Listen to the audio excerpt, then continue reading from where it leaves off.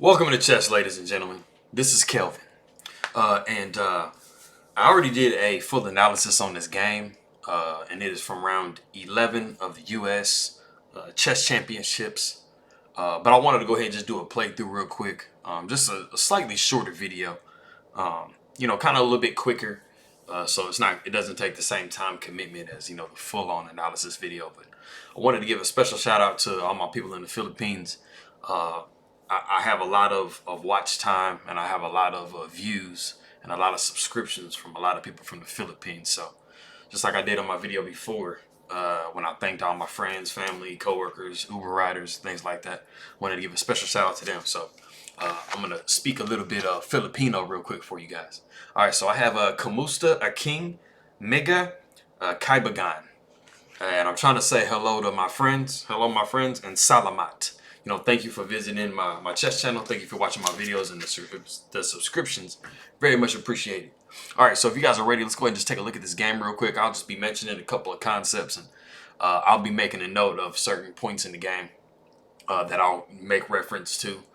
Kind of go do little, further analysis and kind of like a little bit more variations and things like that. So let's go ahead and take a look at it, guys. All right, so we have a d4 and knight to f6.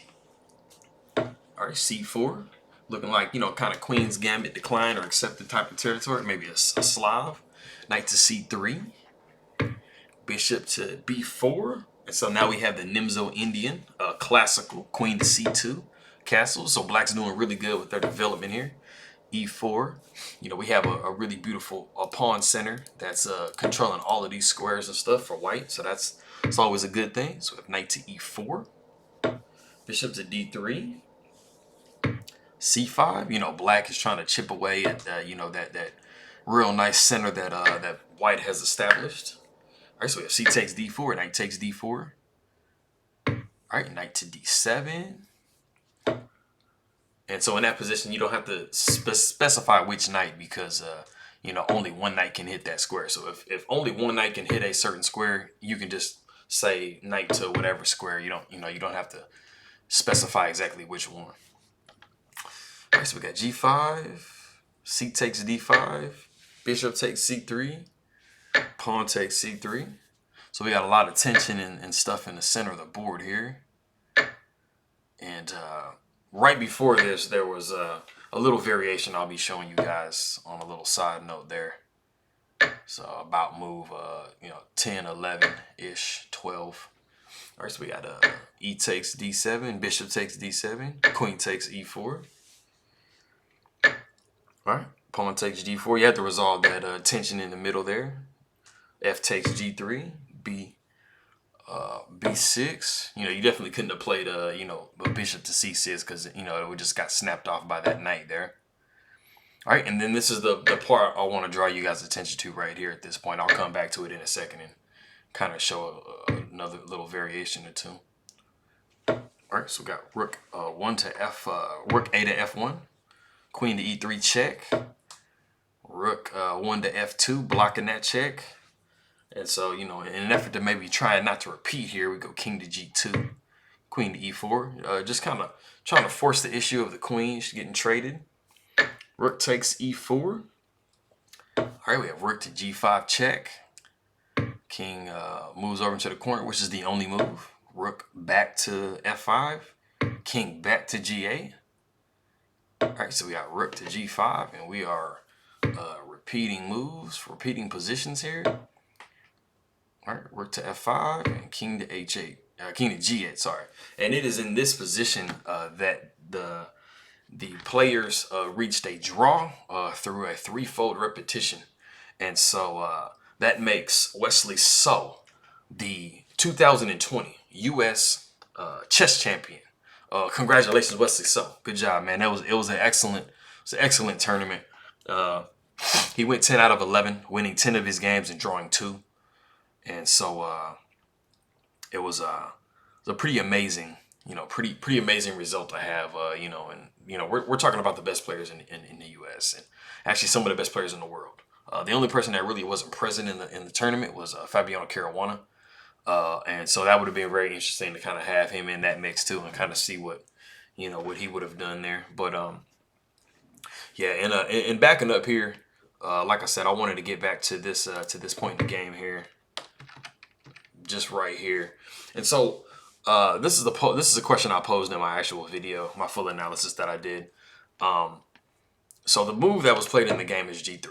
And so I was kind of curious and wondering if anybody was kind of thinking like maybe they might want to just back up here and play Bishop G3. And see, the thing about this situation is, you know, the fact that you're attacking the queen here. And so, you know, you might be calculating, you know, like a move deep and say, okay, well, you know, if this knight takes here, you know, the pawn takes and the queen's attacked, right? So it's like the queen's going to have to move, right? The only problem in this particular position is you have this undefended knight on d4. And so it's just kind of free for the taking here. And so something I kind of wanted to draw you guys' attention to is the main issue that I'm talking about here is the fact that, you know, you have a couple of undefended pieces. Now, something I want you to be making, you know, very careful, be mindful of when you're playing your games is when you have undefended pieces anywhere in your position.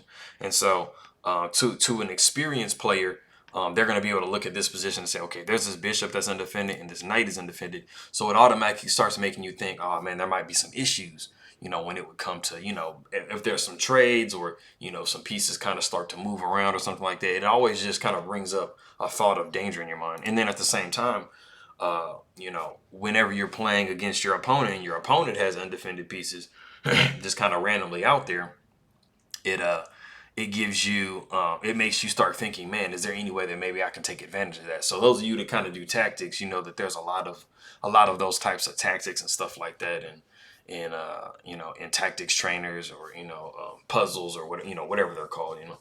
And so in this position here, I mean, you know, there's a lot of space, you know, a lot of space in between this this knight and this. So give it a. I guess I can't do that. Okay. You know, there's a lot of space right now between these pieces, but as you guys saw in just a move or two, it changed very drastically. So, you know, you drop the bishop back here. Then, so now the bishop is moved out of the way, and then the knight comes back here. So now the knight's out of the way.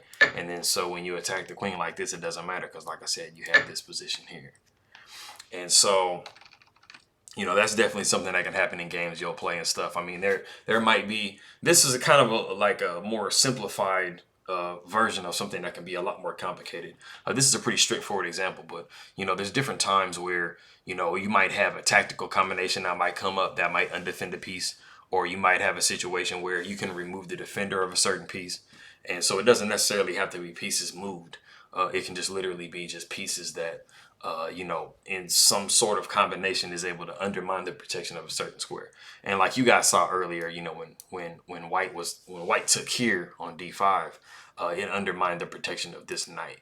Now it wasn't significant because I mean it was just basically even trades, but you guys kind of can get what I'm talking about here. So if we just fast forward just a touch here, and let me get back to that position that I was at before. So it was this one where it was rook a to e8, and so it's attacking the queen here, and so the queen went over here, and so, you know, some of you guys might be looking like, okay, well, you know, this bishop is attacked, right? So like, I mean, if you're thinking kind of narrowly, you know, the bishop being attacked is going to be the main thing that you're going to be thinking about. So you're just thinking, okay, well, I mean, you know, you have the option, you can trade here, or you can just kind of go here, you know, attack the queen, like maybe the queen make it move away, or, you know, just back it up or something like that, or, you know, maybe like move rook over or something like that, you know, like, you know, there's quite a few legal moves that you can make. But so the problem that I'm going to tell you as far as all these different moves, so let's say, for example, like if the bishop takes here, like, which is what happened in the game, you know, there aren't really any issues. It kind of solves all your problems. But if you were to move your bishop here, or the bishop back here, or the rook over to just defend, you're going to have a problem, and it's all going to be coming down to the same tactical thing. And so one thing I want you to really notice about the position, something I mentioned just a second ago, is the fact that there is a queen here on h5 that's undefended. And so basically, if you remove this knight, you know, the queens are going to be connected. You know, queens can possibly attack each other, right? And so if you make any of these bishop moves, right, or even that rook move over, right, you're going to have a problem with this. So let's just take one of them, for example. Let's just say I'm gonna get the bishop into safety, like we're good now, right? You have a problem because of this move here. And so this is knight to e7.